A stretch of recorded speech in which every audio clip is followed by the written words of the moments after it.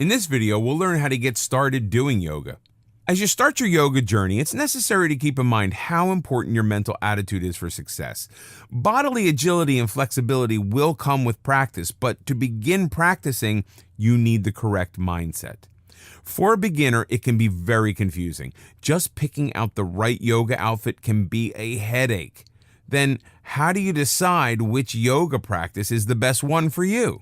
So, start by relaxing and consider the following your roadmap to successful yoga practice. Rid yourself of expectations.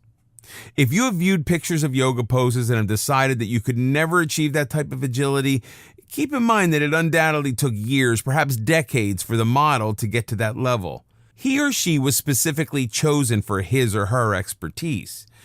Yoga is not about achieving the perfect pose. It's about improved breathing and alignment, one step at a time, and the rest will follow. If you can't touch your toes, touch your knees instead. Toss any expectations you may have and start with an open mind. Yoga is non-judgmental. It is not a competition. Although with practice, you will naturally improve. Age and body shape are mental limitations and have no effect on your ability to begin yoga practice. If you are physically unable to do a particular pose, there are a dozen other poses you can master. Find the right teacher. As you've probably figured out in high school and college, the right teacher can make a huge difference in any class. If you don't feel motivated and inspired by your yoga class, perhaps the teacher is wrong for you. This doesn't mean the teacher is bad in any way, but he or she is not helping you meet your goals.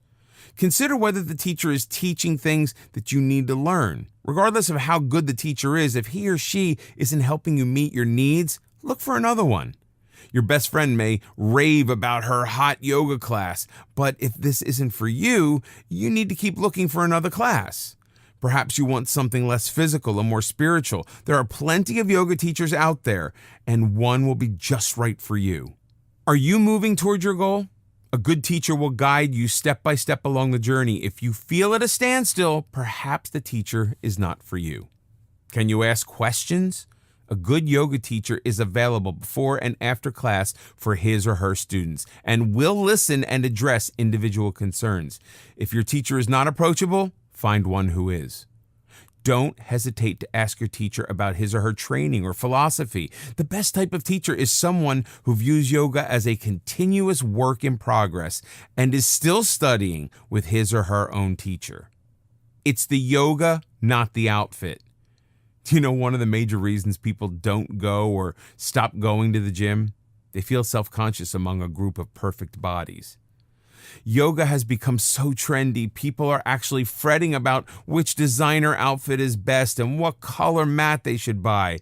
Do you really need $125 Dior pants to attain enlightenment? Wear whatever feels comfortable and don't compare yourself to anyone else. Yoga is a personal journey. As mentioned in this video course before, it's not a competition. All you need for yoga is a simple pair of leggings, shorts, tank top, or t-shirt. Seriously, you're not trying to make a fashion statement. The only thing you need to keep in mind is comfort. Special outfits are available for hot yoga.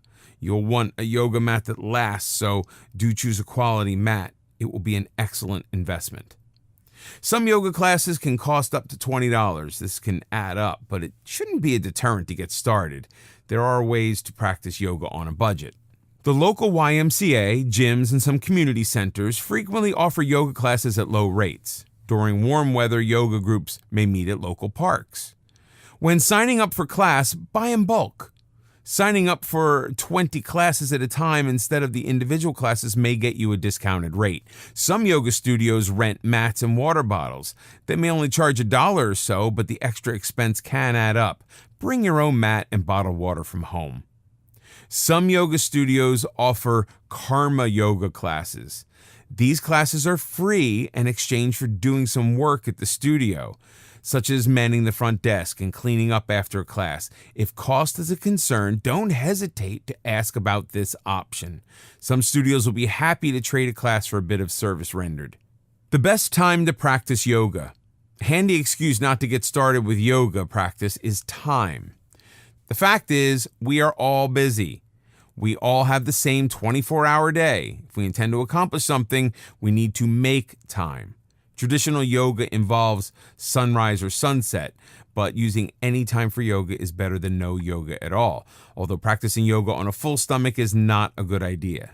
Get up an hour earlier than usual and do your asanas before you do anything else.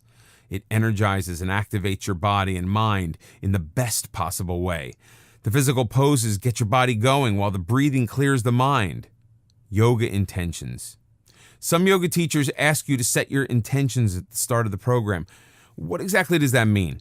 Setting an intention is not needed for you to enjoy the benefits of your yoga sessions, but it can take them to a higher level. Setting your yoga intention brings yoga into your daily life.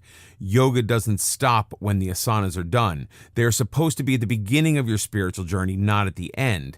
Yoga was originally developed as a spiritual quest. The rest simply followed. Intentions clarify your purpose in practicing yoga. It focuses on a personal quality that you wish to improve or enhance. Perhaps you hope for greater patience, awareness, or compassion toward others. Maybe you wish to let go of past hurts. Make that real in your mind. Your intentions are the bridge between your poses and the rest of your life. Yoga's not like walking out of the gym and forgetting about it until the next class. The mental practice should be part of your daily life. You will set your mind to make it real by keeping your intentions in focus. That is genuine spiritual elevation. Before you begin, talk to your doctor. It's true that anyone can practice yoga. However, you should discuss any possible limitations with your doctor before getting started. This won't prevent you from doing yoga, but it might simply limit a few movements to prevent injury. Your doctor might also have some ideas about which type of yoga is best for you. Having a doctor who is knowledgeable and supportive of yoga is a tremendous asset. Slow and easy does it. If yoga is a new experience for you, it is natural to be excited and jump right in. But the goal of yoga is not who can do the most poses in the least amount of time. Yoga is a slow and deliberate process. Each session should be devoted to making poses easier. Work at your own level of comfort. It cannot be stressed enough that yoga is non-competitive.